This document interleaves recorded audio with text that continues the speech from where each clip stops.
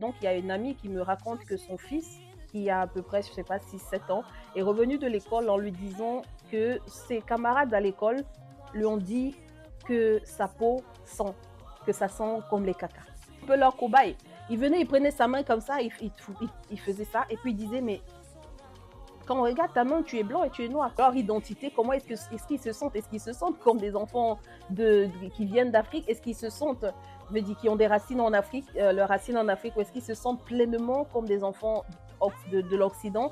Et ou alors est-ce qu'ils se sentent comme des enfants métissés? J'avais parlé. Welcome et très bonne année 2026 à toi qui nous regarde. J'aimerais juste prendre un instant pour dire merci à toutes les personnes qui nous ont permis d'atteindre les 1000 plus abonnés maintenant, pour les personnes qui soutiennent, qui nous soutiennent, parce que vraiment vous nous donnez la force de pouvoir avancer. Merci beaucoup.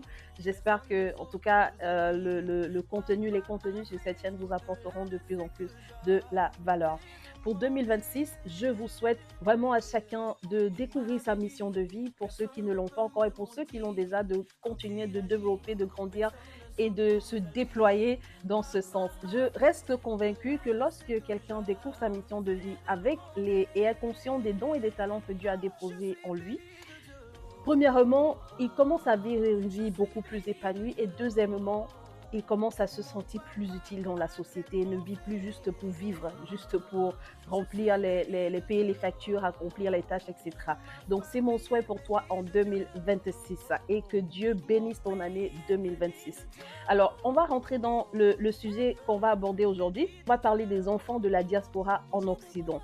On va parler de comment est-ce qu'ils se sentent psychologiquement en grandissant dans cette société, et de la crise identitaire que beaucoup rencontrent souvent en grandissant également dans cette société.